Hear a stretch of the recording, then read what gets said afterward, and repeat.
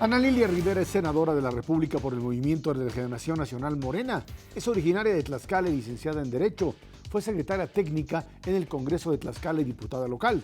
Dentro de su trayectoria política, destaca haber sido presidenta de la Comisión Estatal de Garantías y Vigilancia del Comité Ejecutivo Estatal del Partido de la Revolución Democrática.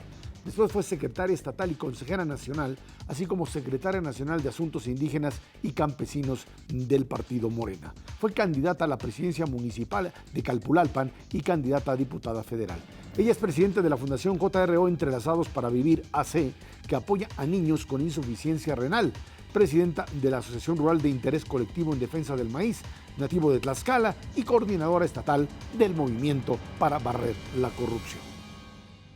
Ana Lilia Rivera, muchísimas gracias por estar aquí con nosotros en línea directa. Ana Lilia, senadora por Tlaxcala, ¿cómo llegas al mundo de la política? ¿De dónde? ¿Cómo surges? Entendemos que, pues ahora sí que tu trabajo se ha formado desde los niveles en donde has tenido un contacto muy, muy directo con el campo. Sí, muchas gracias. Al contrario. Por la pregunta. Me podría llevar una hora o más platicando, porque Ana Lilia no llegó a la política.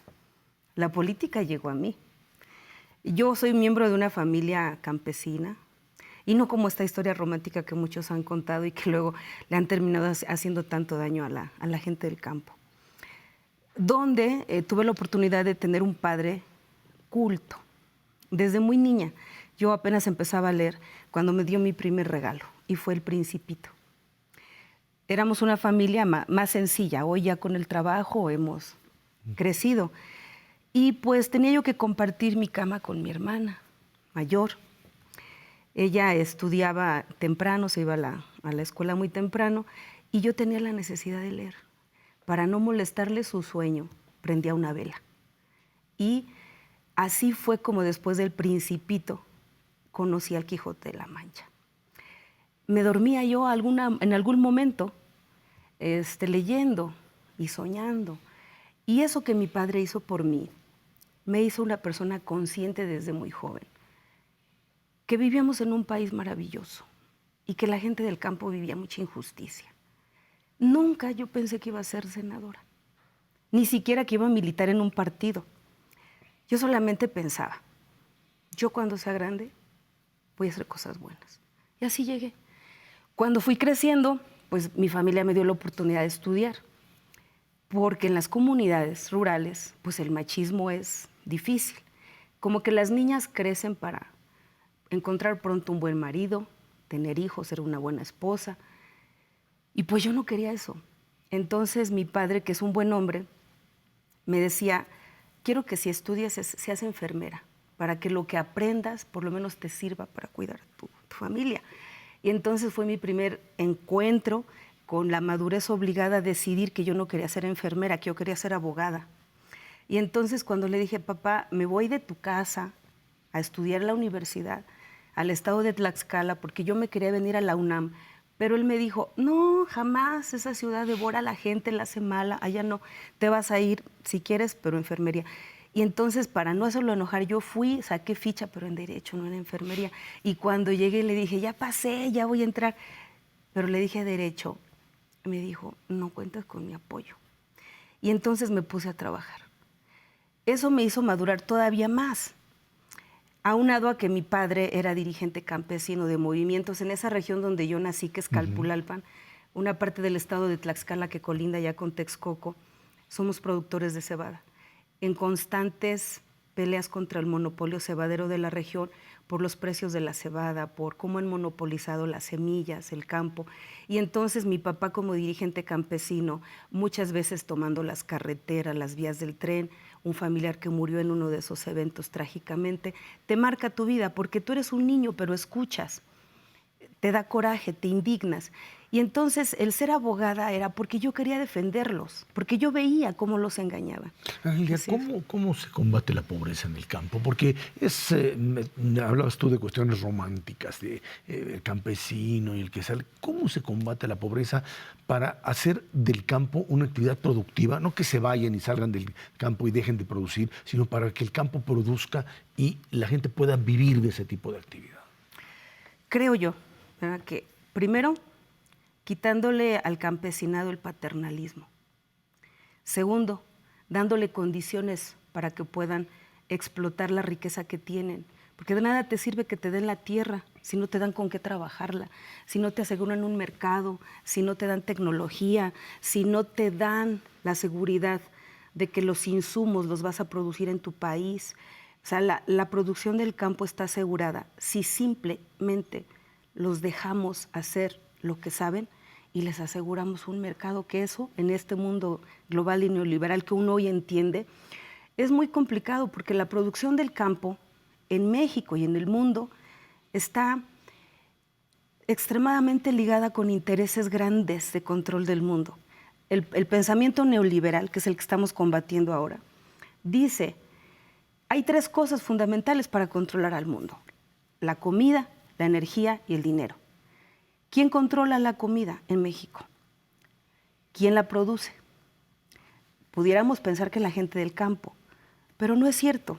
La gente del campo, aunque produce parte de lo que consumimos, de lo que comemos, actualmente se ha convertido en un gran negocio para monopolios que le venden semilla, insumos y que le condicionan el mercado. Entonces, ¿cómo hacer que la gente en el campo viva bien, dignamente de su trabajo?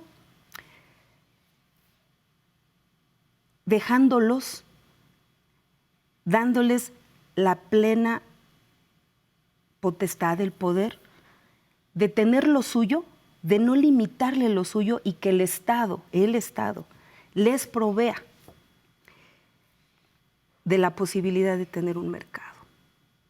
Y eso, en este momento de tratados de libre comercio que están ya sobre nosotros, después de que nos han desaparecido la tutela del apoyo, del subsidio, porque una cosa es el subsidio del Estado y otra cosa es el paternalismo.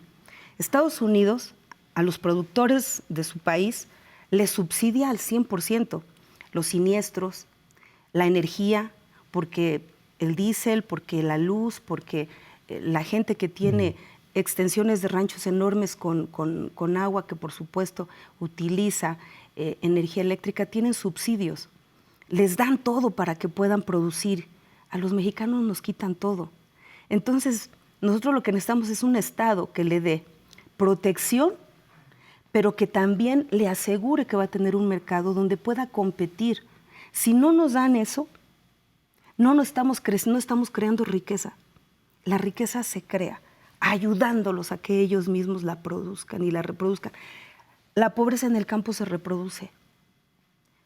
Una familia pobre tiene 5 hijos pobres. La riqueza no se reproduce. Estamos platicando con Ana Lidia Rivera aquí en Línea Directa.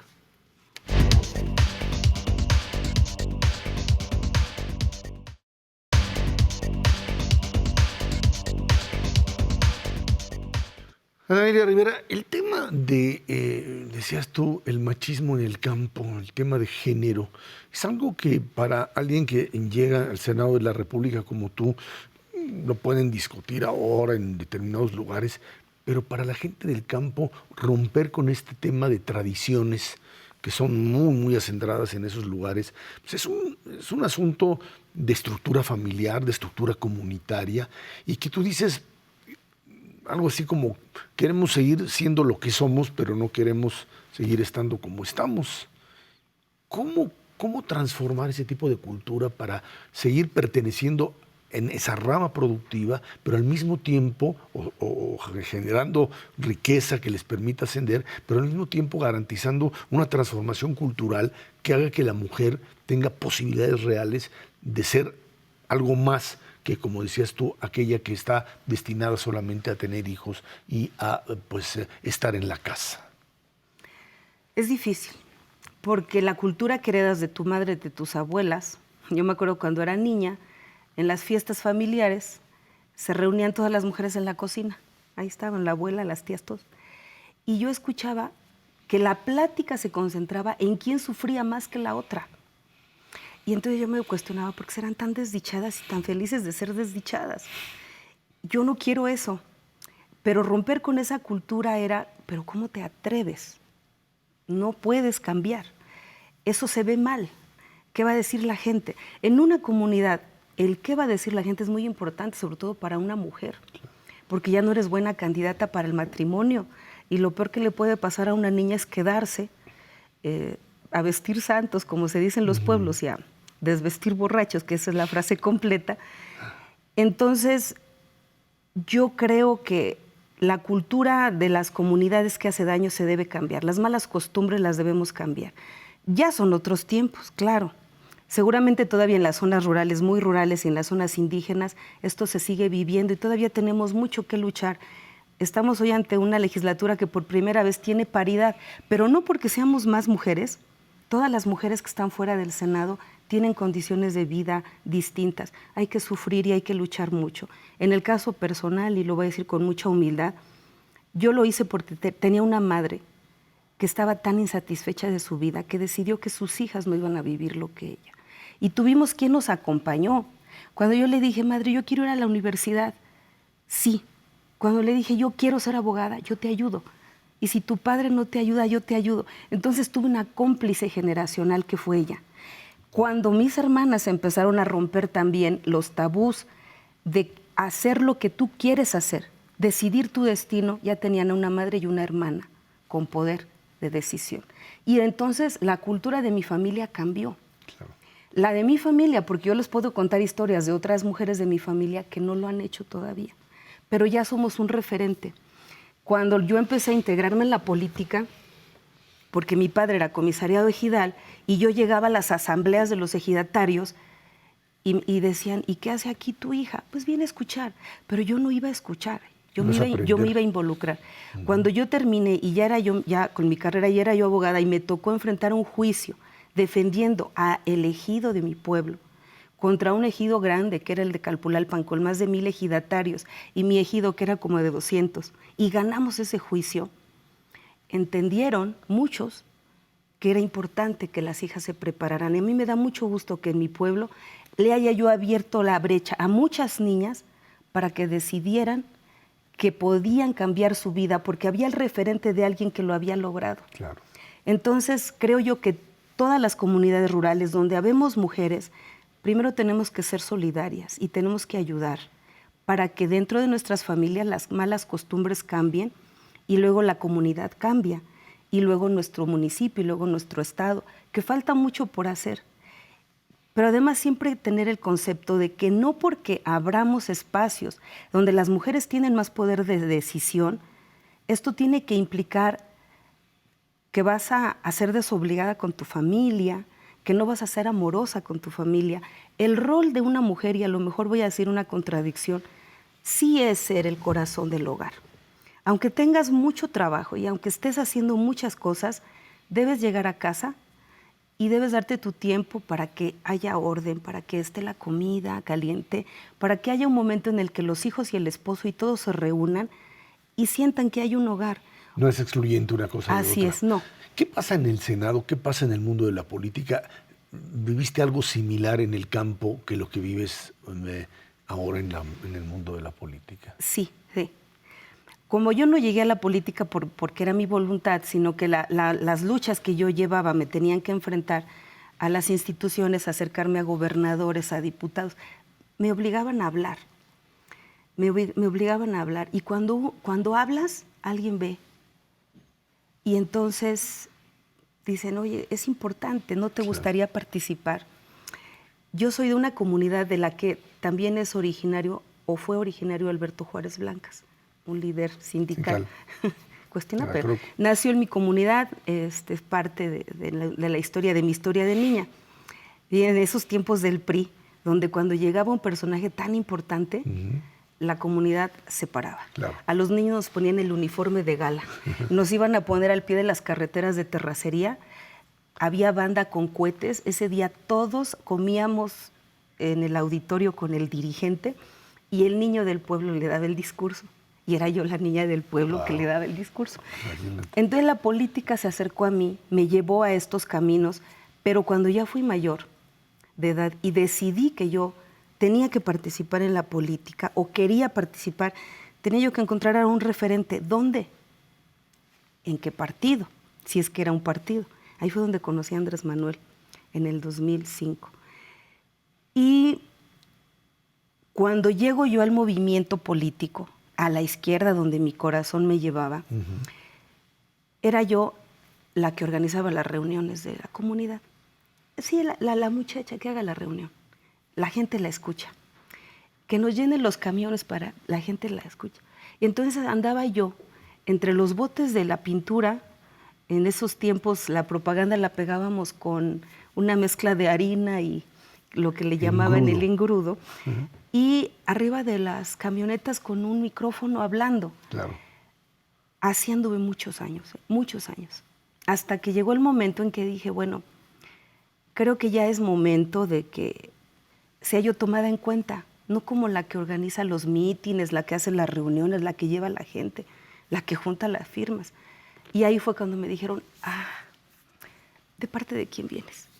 ¿A qué grupo perteneces? ¿Quién es tu padrino? Yo no tenía nada de eso. Y entonces encuentras no solamente el machismo, sino los vicios de la política. Entonces, el machismo primero, porque había caballeros a los que hay que enseñar a que te respeten. Eres una mujer y eres una mujer inteligente y entonces hay que saber poner límites. Y entonces cuando ven que eres una mujer que no permite faltas al respeto, que impone su respeto ante los demás, se aguardan, pero entonces ya eres su enemiga. Y ahí hay que tener cuidado. Y hay que tener cuidado con ella. Y entonces viene intriga, es muy difícil, muy difícil. Estamos platicando con Ana Lilia Rivera, aquí en Línea Directa.